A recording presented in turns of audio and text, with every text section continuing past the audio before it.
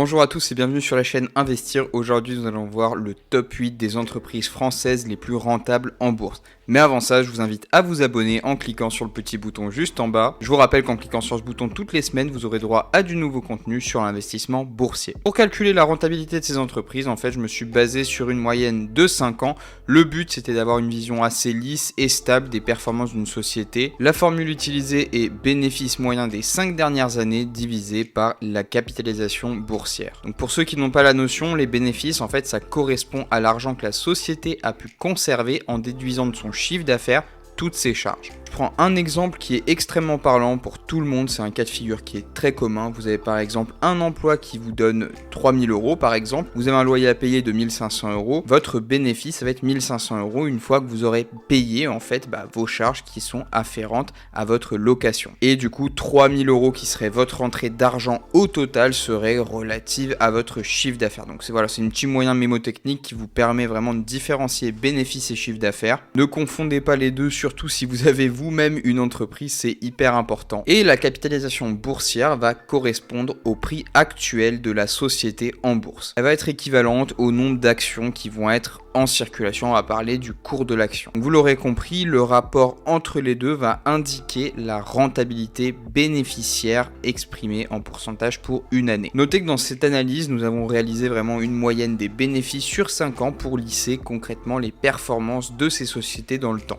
Nous avons aussi retiré tout ce qui est bénéfices et bénéfices exceptionnels qui sont non relatifs aux activités courantes des sociétés. Notez aussi que ce classement est établi selon les bénéfices des sociétés et non selon leurs dividendes. Donc ça, c'est vraiment deux notions qui sont différentes.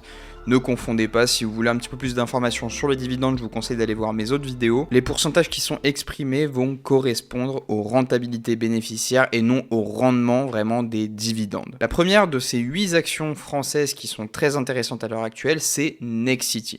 Donc Nexity, c'est le numéro 1 du logement neuf en France. Le bénéfice moyen sur 5 ans entre 2017 et 2021 est de 213,4 millions d'euros. Sa capitalisation boursière au 20 novembre 2022 était de 1206 millions d'euros. La rentabilité bénéficiaire moyenne sur 5 ans a été de 17,69% et le PER, donc le Price Earning Ratio, sur 5 ans a été de 5,65. Nexity se positionne donc comme un leader français dans la promotion immobilière, donc construction de logements neufs évidemment, et le groupe possède aussi ses propres parcs immobiliers sous gestion. L'entreprise a généré 1067 millions d'euros de bénéfices cumulés sur les 5 dernières années, soit 88,47% de sa capitalisation boursière actuelle, et 17,69% du coup de sa capitalisation boursière en moyenne annuelle sur 5 ans. Ensuite, deuxième action, c'est l'action Vicat. Donc Vicat, on ne le présente plus, je l'ai déjà présenté dans une autre vidéo, c'est un des grands cimentiers français. On parle d'un bénéfice moyen sur 5 ans, donc toujours de la même période 2017 à 2021, de 160,4 millions d'euros, ce qui est énorme, démentiel, colossal. On est sur une rentabilité moyenne sur 5 ans de 15,65%, ce qui est excellent.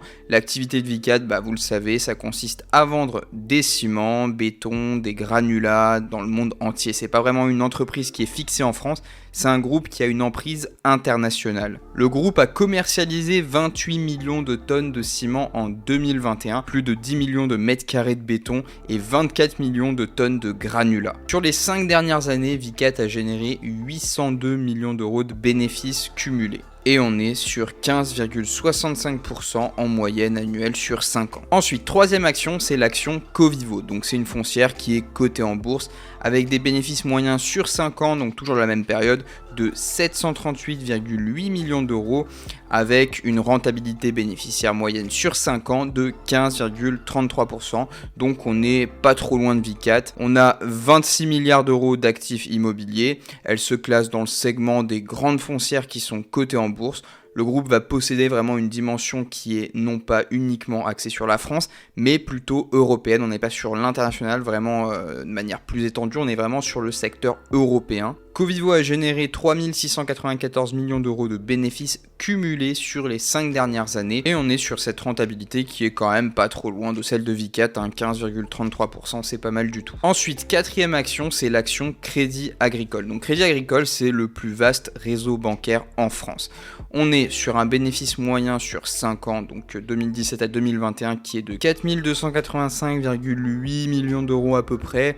On est sur une rentabilité bénéficiaire en moyenne sur 5 ans qui est de 15,21%. Donc voilà, on est encore dans cette fourchette-là qui est pas trop loin de ce qu'on a vu précédemment. En France, le Crédit Agricole se positionne vraiment comme le premier financeur de l'économie française et dispose d'un réseau d'agences qui est très bien implanté en France. Et le groupe a quand même, entre guillemets, des horizons internationaux. Et il a généré presque 21,5 millions d'euros de bénéfices cumulés sur les 5 dernières années, soit, comme je vous l'ai dit, un rendement actuel de 15,21% par an. Ensuite, on a l'action ALD, donc c'est une filiale leasing auto de la Société Générale. On est sur un bénéfice moyen sur 5 ans, donc de 614,2 millions d'euros et une rentabilité bénéficiaire moyenne sur 5 ans qui est de 14,09. Donc là, on fait un petit pourcent en moins, mais c'est quand même très très intéressant. Au niveau de la société, on a une flotte de 1,7 million de véhicules, donc c'est vraiment colossal.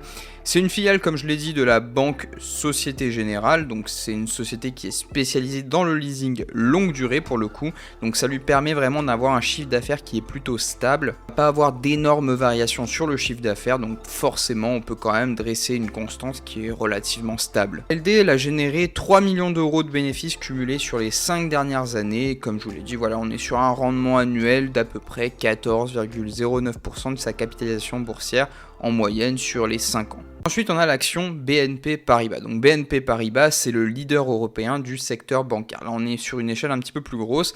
Donc les bénéfices moyens sur 5 ans, c'est de 8 millions d'euros à peu près.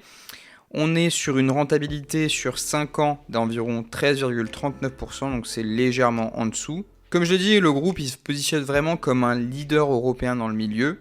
Ils ont généré 40 millions d'euros de bénéfices cumulés sur les 5 dernières années, donc ça revient à ça, ça revient à peu près à 13,39% de sa capitalisation boursière en moyenne annuelle sur 5 ans. Ensuite on a l'action M6, donc voilà, tout le monde connaît M6, c'est un acteur de l'univers TV et radio. On est sur un bénéfice moyen sur 5 ans de 214,2 millions d'euros et on parle d'une rentabilité bénéficiaire moyenne sur 5 ans d'environ 13,36%.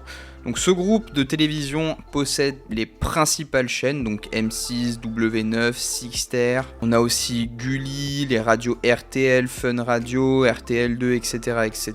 Le groupe a généré 1 million d'euros de bénéfices cumulés sur les 5 dernières années, soit, comme je vous l'ai dit, une rentabilité boursière de 13,36% par année. Ensuite, en dernière position, en 8e action, on a l'action Eutelstat. Donc c'est une action, voilà, c'est de l'audiovisuel, du haut débit, c'est de l'opérateur, c'est du satellite, c'est tout ça. En bénéfice moyen sur 5 ans, on est à 274,8 millions d'euros et on parle d'une rentabilité bénéficiaire moyenne sur 5 ans de 13,06%. Donc voilà, c'est la plus faible, c'est pour ça que j'ai fait un classement décroissant. Concrètement, si vous voulez en savoir plus sur l'entreprise, voilà, c'est vraiment une entreprise qui est spécialisée dans les communications satellitaires.